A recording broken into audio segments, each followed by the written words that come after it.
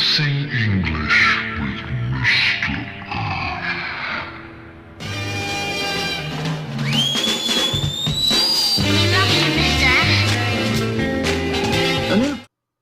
Hello, and welcome back to Bossing Hermeneutics with Mr. F.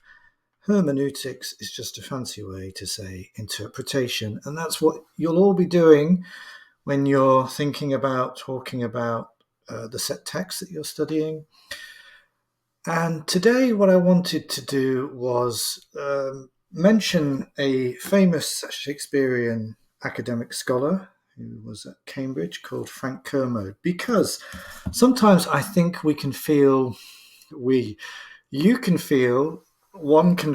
that what we're doing, jumping through these hoops for exam boards such as OCR, can feel artificial, annoying, frustrating, restrictive, almost like a perverse and cruel task that we're being required to do to prove that, to get this qualification called A-level English literature.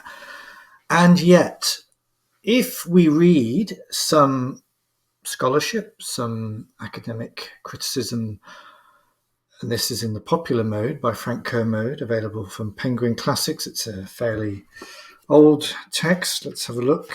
When was this published? 2000. But don't let that worry you. This is a very precious resource. I got mine secondhand through A Books, which is now, I believe, owned by the evil empire of Amazon. Hey ho, the logics of capitalism. There's no escape. For more information, get yourself a copy of Capitalist Realism by Mark Fisher to peer behind the wizard's curtain of capitalism and how it works in its late form. Anyway, I digress. I got this secondhand. I'm sure you can pick it up, or you might be able to find snippets online. I will include a link in the description to my, the resource that I'm going to use, which is on Hamlet. There is stuff in here on Macbeth. So for those of you doing Macbeth or other plays for A-level, you have Julius Caesar in here, Coriolanus, Antony and Cleopatra, King Lear, Othello. And basically what you get is a close reading of the text. Now this, if you're doing OCR A-level English literature, is what you're required to do for Section A of Paper 1 for Shakespeare, which is a close reading. And a lot of students struggle with that because A, it's a challenging task in itself, B, it's made more challenging by doing it under time conditions, and C, I'm not sure I've got a C, but it's something that, of the videos I've produced on Section A, it's got a lot of views because I think students find it a challenge. And maybe part of that challenge is, as I mentioned previously, it just seems like a perverse hoop to be jumping through in order to get A-level English literature. But I want to show you that famous Shakespearean scholars such as Frank Kermode are doing exactly the same thing that you're being required to do. And actually, maybe it could be very helpful for you to get hold of this book and just see that being done for whatever play that you're studying. I'm just going to show you a few snippets of that to give you a feel for it and to show you that what you're doing is actually how close readings of Shakespeare actually take place. And, Melvyn Bragg, presenter of one of the great BBC radio programs in our time, says it's the best book on Shakespeare that I have ever read. There you go. There's your imprimatur of authority and recognition. All right, let's have a look at how Frank Kermode does very similar AO2 close language structure form analysis and links that to the dramatic effect of the play. Okay, let's have a look. So he starts off, and I will link to a PDF where you can read this from the start. You get like the first 4 pages. Hopefully that will be covered under fair usage if anyone comes after me banging on about copyright. So he gives a summary of Act 2, Scene 2. And I just we're just going to read through this. So this is this bit here. Then he starts to work through the play from the opening scene bit by bit. But this just gives you an idea of, the kind of easy facility this guy has with, his... I can't delete that. I'll delete everything. Anyway, we'll do this bit here. The language of this scene varies from formal blank verse to the antic prose of Hamlet. It's a nice embedded quote there, isn't it?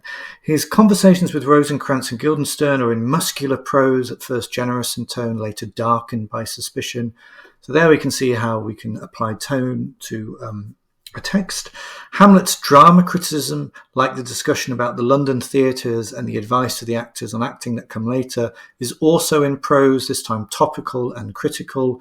As with this last passage, which follows without modulation on the nunnery scene where Ophelia is loose to Hamlet and violently rejected, a passage of enigmatic passion is followed by cool prose. Speak the speech, I pray you, as I pronounced it. The nunnery scene itself opens with Ophelia in verse, more bland than blank, changing to impassioned prose at the moment when Hamlet asks her whether she is honest. His bitter and satirical reproaches are wholly unexpected, and his departure is lamented by Ophelia in probably the flattest and most formal verse of the entire play. Oh, what a noble mind is here o'erthrown. There you can see the easy facility with which this critic has between looking at the registers of prose and verse, and also adding to that descriptors of what that prose is doing, whether it's cool or satirical, also talking about the tone, and then even when there's blank verse being used, kind of saying whether it's bland or whether it's formal and flat, as he does about Ophelia. He then describes the opening of the play and refers back to poet and critic T.S. Eliot, talking about, its brilliance in terms of economy and what Hamlet manages to achieve in very limited time, showing the mastery of the art he has achieved. And again, let's have a look at how he talks us through that opening scene. This is entirely just, i.e. T.S. Eliot. Bang on. The false challenge by Bernardo, the short, anxious speeches, the dark, the cold, the quiet, Francisco's heart sickness, of which we don't know and never will, the cause, it belongs to the play rather than to this transient character, the interrupted, unobtrusive, yet somehow solemn beat of pentameters. Look at the easy way he uses critical terminology. All this is masterly. What is no less so is the obliquity of what follows. We are about to hear about the apparition, the dreaded sight, this thing. So three metaphors or euphemisms for the ghost. None of them are able to name it. The action of the play seems about to begin. So there we're getting dramatic exposition, things that should be happening, and how Shakespeare is playing around with form. This is, after all, where we expect exposition. But in fact, no exposition occurs. In answer to Horatio's confident skepticism, Bernardo begins his account of the apparition. He does so in what was technically known to rhetoricians and poets as chronography, a description of a particular time. That could be a useful new word. For you, it was. For me, I hadn't heard of that before. Thus he begins to talk in a way intended to be registered as poetry. Last night of all, when yon same star that's westward from the pole has made his course to illumine that part of heaven where now it burns, Marcellus and myself, the bell then beating one, boom. But at this point, his exercise in the tale we have been led to expect is interrupted by the entry of the ghost. Rapid dialogue ensues, more terminology there. Then Horatio addresses the ghost in stately terms, but it departs. The chronography is redundant. The report on how the ghost appeared last night of all is nullified by its eruption, beautiful term there, into the present moment. So that's a very clever, brisk AO2 of the opening scene where key things are being pulled out. We get some kind of very light touch quoting. We get use of technical language, and we're getting kind of explanation of dramatic effect. That's what he's doing. Okay, let's have a look at another moment when he does this, which is the first speech of Claudius. The first speech of Claudius is much concerned with the nature of his relation to others. Our sometime sister, now our queen, boldly opens the question of incest, and what follows is full of paradoxes and oxymorons. Now here, he he explains what that is. This is for the reader of his book. You know what an oxymoron is and a paradox. Well, here he's specifically defining oxymoron. A figure of speech that combines two usually contradictory terms in a compressed paradox. You will not need to do that in your answer because you can assume that your reader, the examiner, understands that term as you understand it. Okay, so let's skip that. What follows is full of paradoxes and oxymorons that emphasize the conjunction, again, like eruption, lovely kind of high register academic critical language of what is ordinarily disjunct. He has married his brother's wife, as 'twere with a defeated joy, with an auspicious and a dropping eye, with mirth in funeral, and with dirge in marriage, in equal scale waiting delight and dole. Defeated joy is an oxymoron, unfolded by the image of the two eyes in the next line, expanded by the double contrast of the next, mirth, dirge, funeral, marriage, and sealed by the concluding clause of the sentence, taken to wife. These lines announce a theme to be repeated with disgusted irony by Hamlet himself, yoking funeral and marriage in his first encounter with Horatio. The funeral baked meats did coldly furnish forth the marriage tables. The king's stately announcement of the steps he means to take to remedy the present state of Denmark, now doubly dilapidated, disjoint, and out of frame. This is an example of Hendiadys. If you, as you may or may not be aware, the podcast that started and then was withdrawn is now back, and there is a new episode coming out, and I will talk about Hendiadys. He talks about Hendiadys in the opening pages, which will be available in the PDF, and Hendiadys is a very useful thing to be able to talk about in terms of doubling, which is such a key structural feature of this play. So if you read the PDF, you'll see Kermode introducing it, mentioning examples of it, and we can see it being used there.